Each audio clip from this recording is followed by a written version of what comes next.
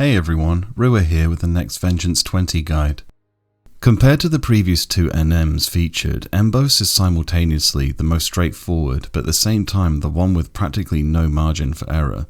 It's like a tightrope walk suspended between two skyscrapers. Like on Go previously, Mboze is widely considered one of the hardest NMs in this content, so don't be too shocked or disheartened if he wipes your group out more than a few times. In fact, you should expect it. The battle against Mboze hasn't changed much since Vengeance 15, but the regen it gets from the summoned ad at 75% can drag things out when you really don't want them to be. Mboze has very nasty TP attacks, some of which you can live through, but some will wipe you out in one hit. The key to this battle therefore is controlling Mboze's TP gain at all costs. Of your party of 6, 3 stand out and need to pull out all their stops. You need 2 jobs that can reduce Mboze's TP. I strongly recommend Blue Mage and Beastmaster, and a Kaladbog Dark Knight capped on Subtle Blow to 65% using the Dagon Breastplate and the Nikmadu Ring. The Beastmaster needs 2 pets for this battle and 2 JSE pieces to reduce Reddy's reuse timer, Gletty's Breeches and the Charmer's Merlin. The pets are any Vermin and the Leech for TP draining. The Blue Mage needs a top tier magic accuracy set with as much of the fast cast trait as possible set from spells. The 2 TP denial spells they use are Feather Tickle and Reaving Wind. This entire fight hinges on the Blue Mage and Beastmaster being in sync with one another, so I strongly recommend voice comms like Discord. The Beastmaster needs to use Killer Instinct once Mboze arrives, as you need to get as much duration out of it as possible. Killer Instinct is a straight up damage dealt buff, which stacks with and amps up everything else the Dark Knight has on them, most importantly their Scarlet Delirium buff. Soul Voice Nitro Wind Threnody 2 being applied is crucial. It will ensure the best chances of Blue Mage's 2 TP denial spells, both of which are Wind Elemental, landing unresisted. If you're getting resisted in this battle, it'll be over before you know it. The Dark Knight opens with Armor Break with a Great Axe, which will land. Defense down is a wind based debuff, so with Wind Threnody 2 it's going to stick. The Beastmaster needs a proper pet damage mitigation set for this battle, as the Leech will be going into range of Mboze often. If it catches a loose AoE nuke, it could die given its low level. If it takes a hit, use Reward and heal it up. Make sure the Charmer's Merlin is being used for TP drain uses.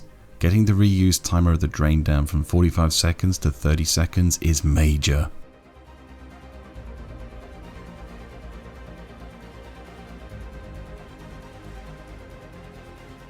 The backline gets different Corsair roles from the Dark Knight, so make sure you don't mix them up. The backline needs Casters and Gallant's role. That helps the Blue Mage greatly with their recast timers, and will also mitigate damage everyone takes when Mboze summons his Snapweed.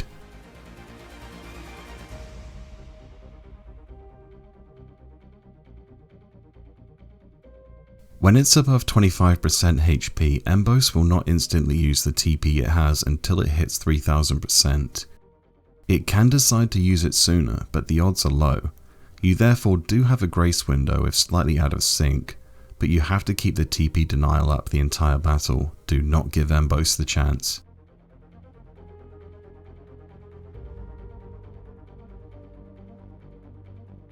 At 75% HP, Mboze will summon his Snapweed. The Snapweed is actually pretty easy to deal with, it's not too dangerous. Your backline will have Gallant's Roll, and this gets supplemented with the Blue Mage's Mighty Guard. Just let it roam around your backline. Your bard can try to get its attention with Song spec with an Enmity build, but don't worry about it too much, it's really not that dangerous.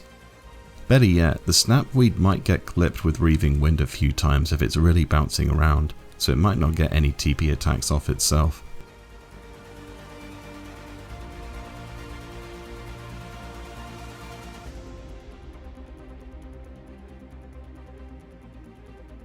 The 2 worst auras to get on Mboze are Attack Down and Magic Accuracy Down. Attack Down is self-explanatory. Mboze taking longer to whittle down is bad given the regen the Snapweed gives him. Magic Accuracy Down, like we got here, does affect the Blue Mage's landing and the potency of the TP denial spells. Fortunately, the Beastmaster's leech seems completely immune to it, so you do have a lifeline. Keep the coordination between the Blue Mage and Beastmaster up.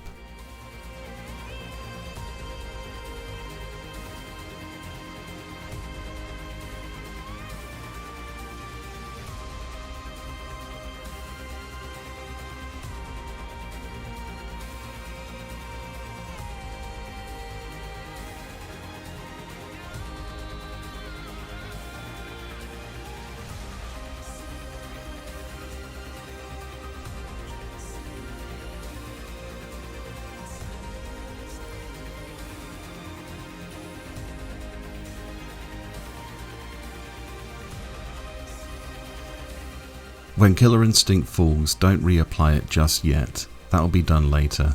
Above all, you need to keep the TP drains coming, do not swap it out.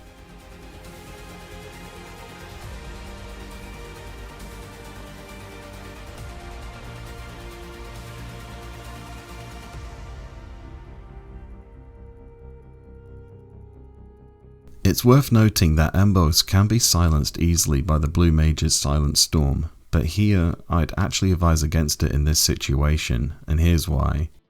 Mboze does not have the Occult Acumen trait, it does not gain TP from landing nukes. Mboze taking time to cast lengthy spells therefore widens the window you have to land your next TP drain. I would take advantage of it, he's giving you this one for free.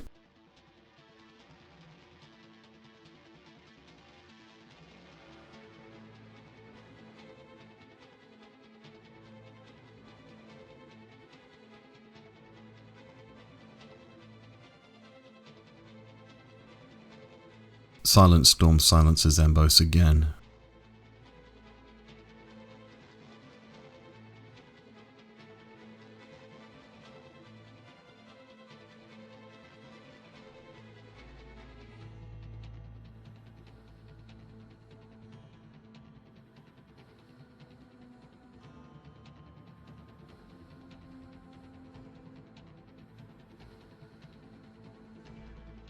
Mboze finally got a TP attack off, Canopius, but thanks to 6 targets being in range we were able to withstand it. Its damage is split between the number of targets it hits.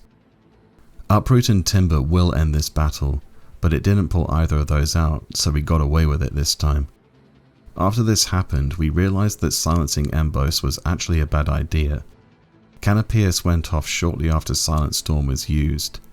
That, coupled with a magic accuracy down aura, made us reconsider the strategy on the fly.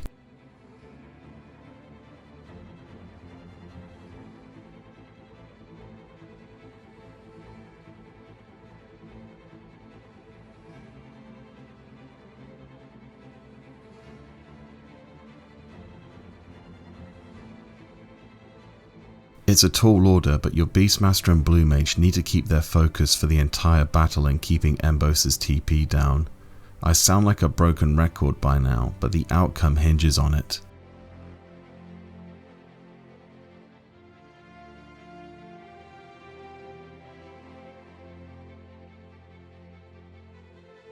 It might be possible for the Corsair and the Bard to use the Snapweed as a TP battery and use Savage Blades on Mboze. But we were doing good enough damage without it. I can still see it being a viable addition to this strategy though.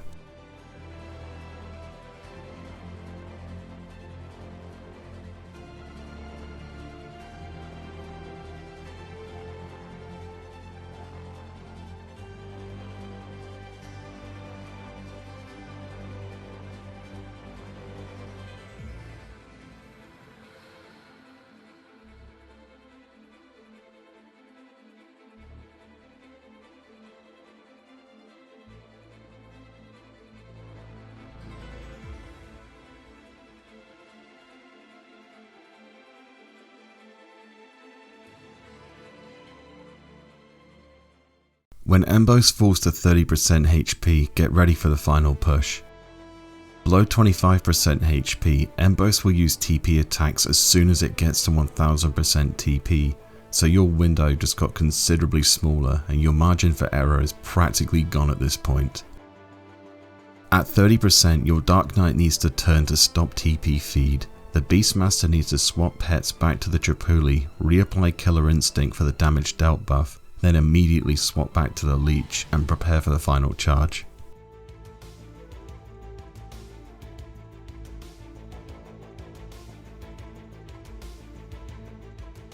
The Dark Knight should also take advantage of this window to reapply Armor Break.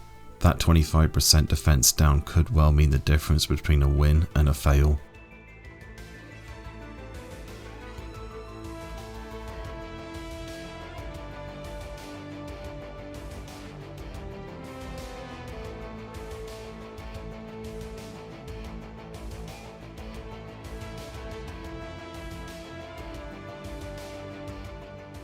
As soon as he hit 25% HP, Mboze used TP.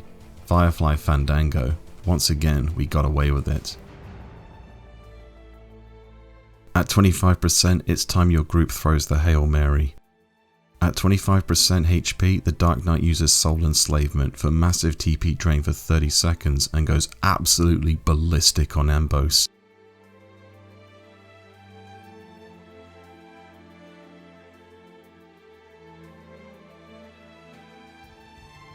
When Soul Enslavement has 5 seconds remaining, the Beastmaster hits Unleash, giving it unlimited uses of the Leech's TP drain for 45 seconds. You have 1 minute and 15 seconds to defeat Mboze, or you're in for a nail-biter of a finish. When Unleash is in mid-flow, it's time for Wildcard. If your Corsair rolls a 6 on Wildcard, then you've won. That 6 resets both Soul Enslavement and Unleash. Hopefully you shouldn't need the reset to ensure a win, but if you get it, you get it. We got Mboze to 7% before Unleash wore off.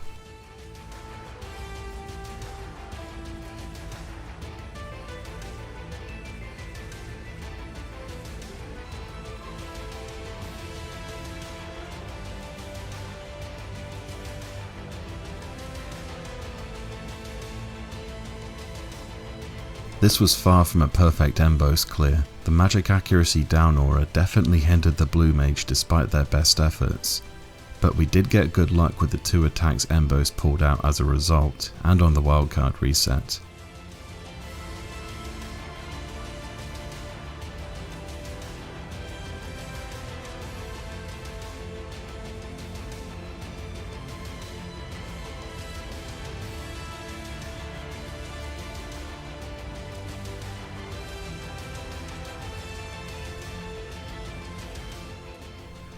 Hopefully this helps out groups attempting it. Mboze is one of the big 2, so to say, and likely one of the final roadblocks to a group's Bumba access. Okay, that's all for now. I'll catch you all next time.